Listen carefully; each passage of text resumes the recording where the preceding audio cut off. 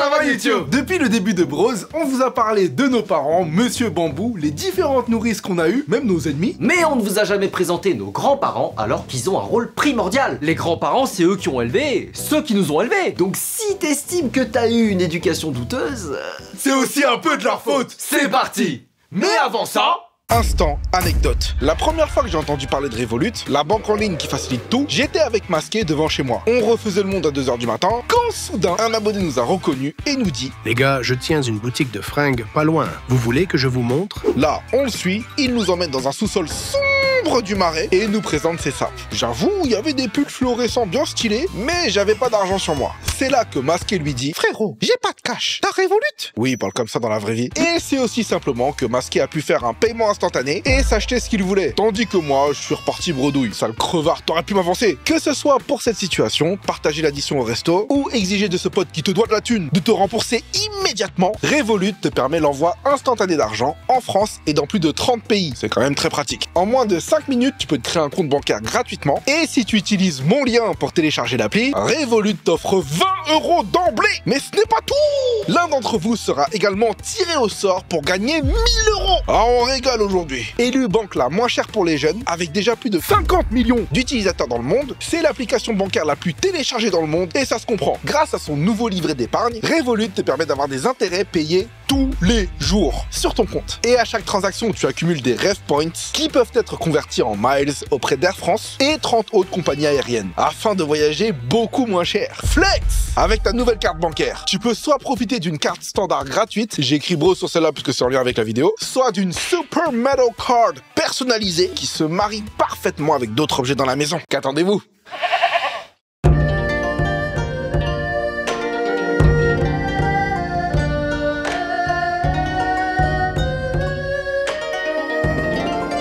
Bros, épisode 9, héritage familial.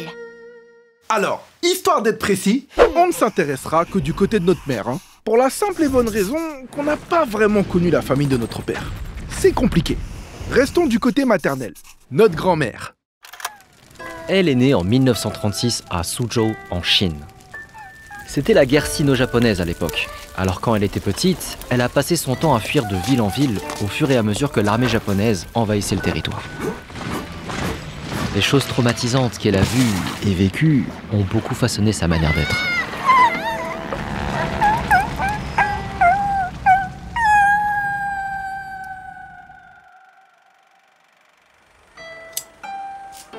Par exemple, elle ne se laissait pas pousser les cheveux, car elle ne voulait pas ressembler aux japonaises, qui avaient souvent les cheveux longs.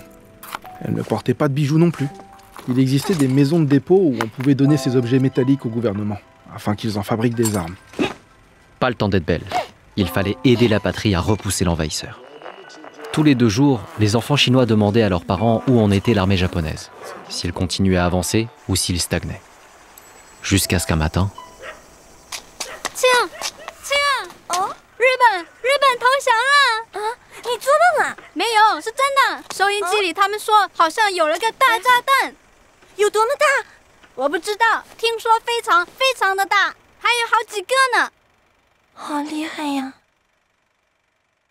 Ces traumatismes dans son enfance ont laissé une profonde trace en elle, pendant très longtemps et même une fois en France. Quand on était petit et que Dragon Ball passait à la télé, ça lui arrivait de nous dire « Arrêtez de regarder ça les enfants. Pourquoi les Japonais sont toujours aussi violents ?» Les explosions de l'animé lui rappelaient de mauvais souvenirs. Bon, avec le temps, elle a fini par s'y faire, hein. Bah quand t'as un petit-fils qui a une chambre comme ça, qui a écrit son propre manga et qui passe sa vie à Tokyo... À un moment, je lui ai pas laissé le choix. Mais quand on était mioche, avec Henri, on comprenait pas pourquoi ça l'énervait. Mais comme elle nous faisait souvent la leçon... Bah, elle nous paraissait vachement sévère. Pour notre grand-mère, le travail est ce qui lui a toujours permis de s'en sortir. Il était donc primordial pour elle de nous instiller le goût de l'effort dès le plus jeune âge. Ça passait par la discipline, le respect des règles et la répétition. On commence. 8 x 6. On avait le droit à rien tant qu'on n'avait pas travaillé avant. J'oublierai jamais cet été. On est parti à 3 en Espagne. Je pensais que c'était des vacances. Le premier jour, j'aperçois dans une boutique un magnifique jouet de Raphaël. Je le voulais absolument.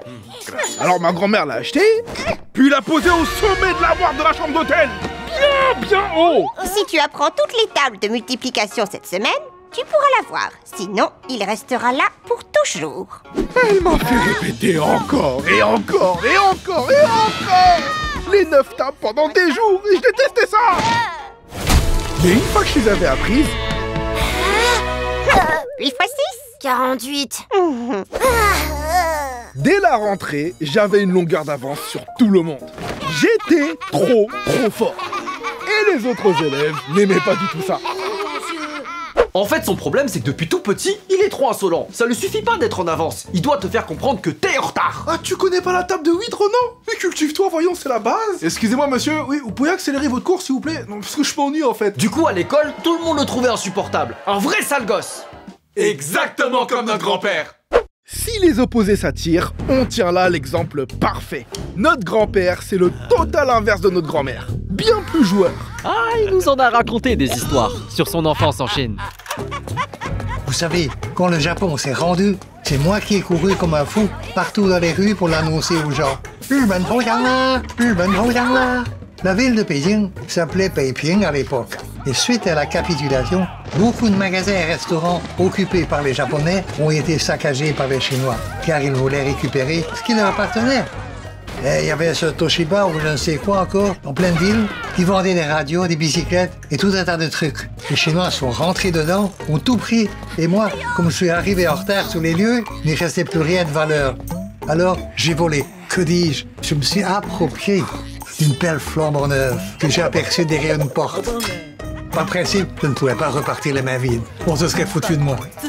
Ce côté espiègle et impertinent a beaucoup guidé ses choix de vie. Comme sa mère, notre arrière-grand-mère, était belge, c'était l'un des seuls enfants bilingues chinois-français à l'époque. Il a donc choisi de devenir interprète et intégrer la meilleure université de Chine sans même réviser. Pourquoi me compliquer la vie? Je parlais mieux que tout le monde. Les autres élèves de ma classe, pendant qu'ils étudiaient le français, je travaillais déjà. J'étais envoyé en mission, à gauche, à droite, aux 4 coins de la Chine. Comme j'allais jamais au cours, les autres élèves ne m'aimaient pas. Ils se plaignaient auprès des profs.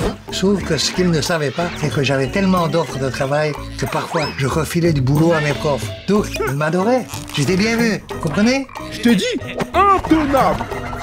Et il a raison. Pourquoi se compliquer la vie quand ce n'est pas nécessaire? Ne devrait-on pas plutôt la laisser venir à nous?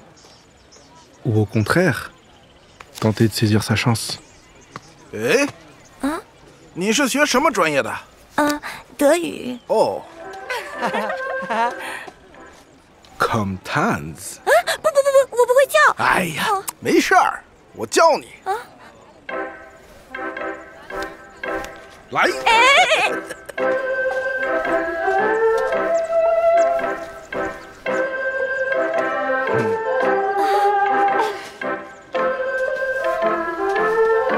我好久没去颐和园了。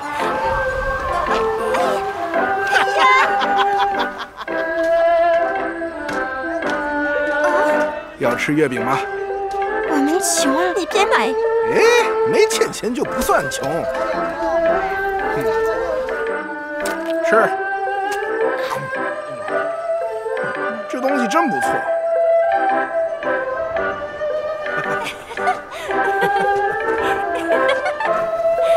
小宝贝，好可爱。儿子。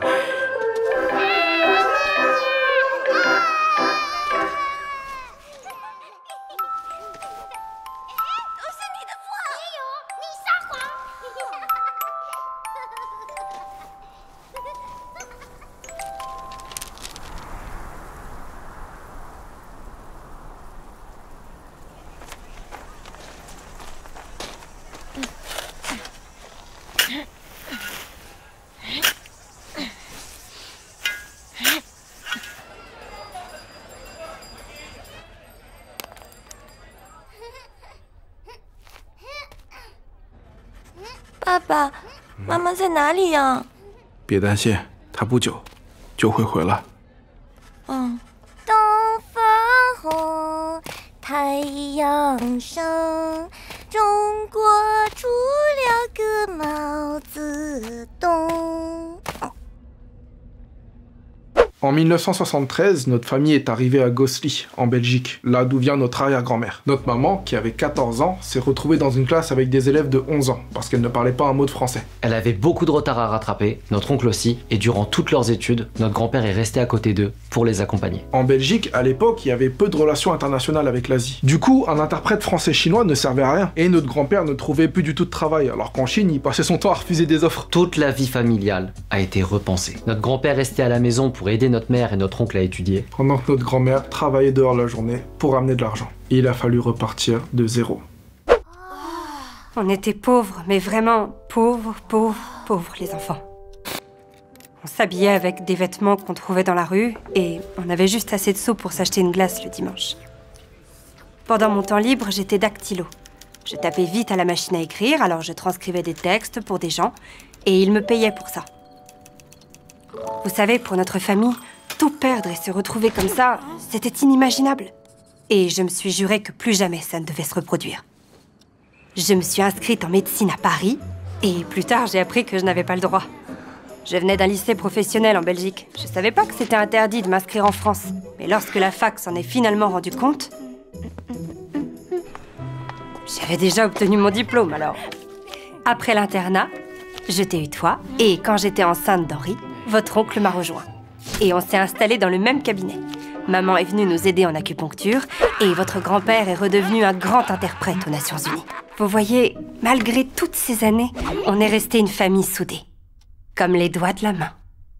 Ce qui nous amène à aujourd'hui. T'as vu, on a résumé 90 ans en quelques minutes. Nos parents nous ont toujours élevés, Henri et moi, avec l'idée qu'il fallait qu'on les dépasse. Pour reprendre leurs termes, qu'on réussisse mieux qu'eux, parce qu'ils ne voulaient pas qu'on revive la même misère qu'ils ont connue. Sauf que quand t'as un tel vécu du côté de ma mère et un père qui a connu la guerre du Vietnam, tu grandis avec une petite pression, hein. L'héritage familial est pas facile à perpétuer. Et de l'autre, le fait de savoir que malgré des enfances beaucoup plus difficiles, nos parents ont quand même réussi à s'en sortir, ça nous a toujours beaucoup aidé et motivé, mon frère et moi. On devrait pouvoir trouver notre chemin aussi dans ce cas-là. Puis en grandissant, tu comprends que t'as mûri quand ta façon d'être influence désormais celle de tes parents. Par exemple, mes vieux ont toujours eu très peur du regard des autres. Si je fais ça, qu'est-ce que les gens vont dire ou penser de moi, etc. Et c'est pourquoi ils ont toujours choisi d'être très discrets. Sauf que si avec Henri on réfléchissait comme ça, on se serait jamais lancé sur internet. L'endroit où tu peux avoir l'avis de tout le monde, même de ceux à qui t'as rien demandé. Et quand nos vieux ont vu que parfois on pouvait recevoir des commentaires négatifs ou méchants, mais que le lendemain le soleil se lève quand même, ils se sont dit, ah ok,